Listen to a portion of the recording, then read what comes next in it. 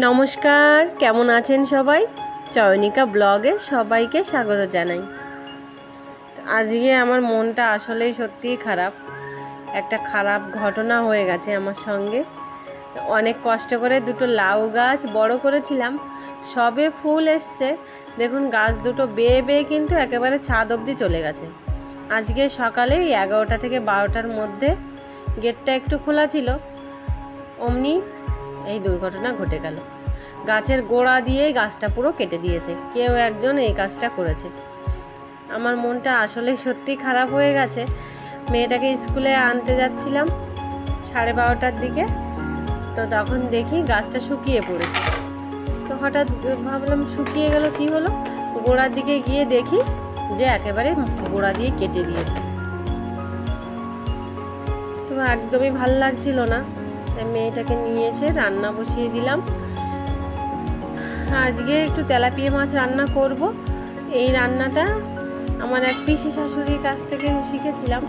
পিসিমা অনেক বছর আগে এসে আমাদেরকে এই রান্নাটা করে দিয়েছিল। ভালো করে তেলাপিয়া মাছের মধ্যে আমি নুন হলুদ মেখে নিলাম। আর এখানে হচ্ছে মশলাটা বলতে জিরে ধনে বাটা শিলে বেটে নিতে হবে খুব সুন্দর করে, গরম মশলা বাটা। কড়াই গরম হয়ে গেছে, এক এক করে কড়াইতে মাছগুলো দিয়ে দেবো। আর এখানে সর্ষের তেল গরম করে নিয়েছি। মাছটা কিন্তু খুব বেশি ভাজা যাবে না, একেবারে লাল লাল করেও নয়, একটু শুধু 2-4 মিনিট এপিট ওপিট করেই ভাজতে হবে।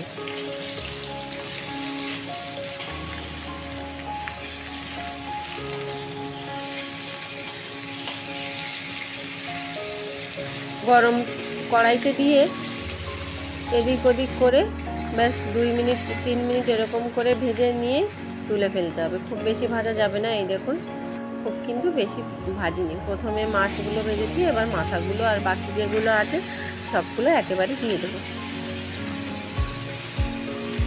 এগুলো ওই রকম একই রকমে অল্প অল্প করে আমি ভেজে নেব এপিট ওপিট করে। তেলটা একটু কম মনে হচ্ছে, আর একটু সর্ষের তেল দেবো এই রান্নাটাতে। সর্ষের তেল আর হচ্ছে আপনার জিরে ধনে বাটা, গরম মশলা বাটা, আর লঙ্কাটা পরিমাণ মতো দিতে হবে।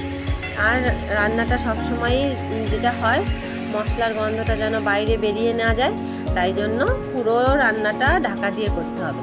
তো কড়াইতে তেল দিয়ে দিয়েছি, তেজপাতা আর গোটা জিরে ফোড়ন দিলাম। এবার ওই মাছগুলো দিয়ে দিলাম। গামলা নুন হলুদ গোলানো জল দিয়ে দিলাম। বেশি জল দেব না, অল্প পরিমাণেই দেব। এবার ঢাকা দিয়ে রান্না করা। ঝোলটা ফুটে গেছে, পরিমাণ মতো নুন হলুদ দিয়ে দিতে হবে। এবার আমি হলুদ দিলাম প্রথমে, তারপর দিলাম পরিমাণ মতো নুন। সব মাছগুলো একটু এপিট ওপিট করে দেবো।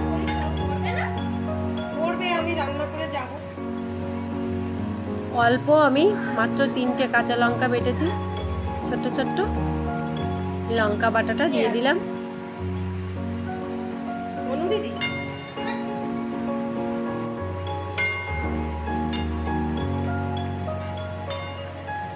অনেক দিন হয়েছে এরকম বাটা মশলা দিয়ে এই রান্নাটা করা হয়নি।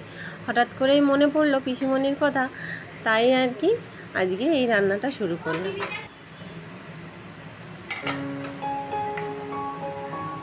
কাঁচা লঙ্কা দিয়ে ব্যাস 3 মিনিট জাল করে নিলাম। এইবার জিরে ধনে বাটা দেব। এই জিরে ধনে বাটাটা যখনই আমি দিলাম, এরপরে কিন্তু আর ঢাকনা খোলাই যাবে না, শুধু মশলাটা দেওয়ার সময়। এটার একটা কারণ রয়েছে, যতটা ঢাকা দিয়ে রাখা যায় ততই কিন্তু জিরে ধনে শিলে বাটা তো মশলাটা খুব সুন্দর গন্ধ আসবে, ওই গন্ধটা যেন বাইরে বেরিয়ে না যায়, তাই জন্য পুরোটাই ঢাকা দিয়ে দিয়ে করতে হবে। এবার ঢাকা দিয়ে দিলাম, আবার গ্যাসটা একটু স্লো করে দিলাম। এইদিকে গরম মশলা বেটে রেখেছি, গরম মশলা বাটাটা একদম শেষের দিকে দেব। আর এর আগে পরে কখনোই কিন্তু ঢাকনা খোলা যাবে না, তাহলে মশলার সুন্দর গন্ধটা কিন্তু চলে যাবে। মাছগুলো একটু মশলা দু পিঠে ঢোকানোর জন্য এপিট ওপিট করে দিতে হবে, তাহলে মাছটা দুধারে কিন্তু স্বাদ লাগবে খেতে।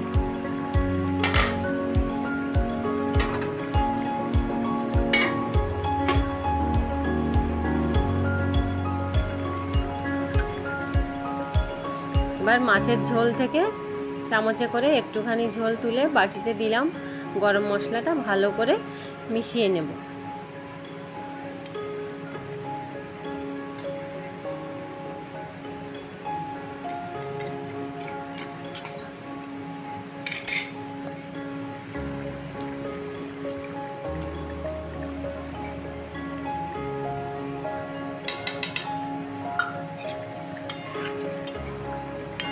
ব্যাস, গরম মশলা বাটা ঝোলের সঙ্গে ভালো করে মিশে গেছে।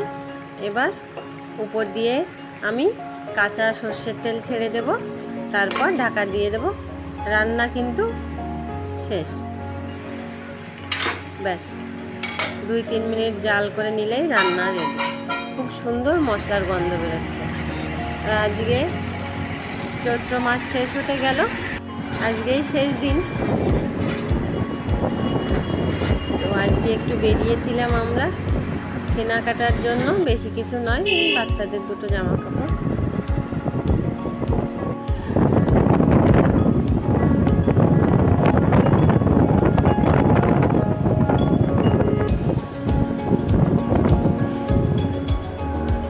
দুই একটা জামা কাপড় কিনেই সন্ধ্যে নাগাদ আমরা একটু ঘুরে টুরে বাড়ি চলে এলাম।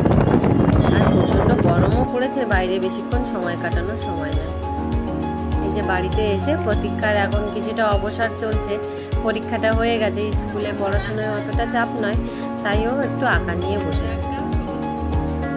খুব বেশি ভালো পারে না আঁকতে, তারপরও নিজে নিজে একটু ফাঁকা সময় পেলেই চেষ্টা করে। সন্ধ্যার সময় নিয়ে বসেছিল আঁকাটা, তাই বসে বসে দেখছি।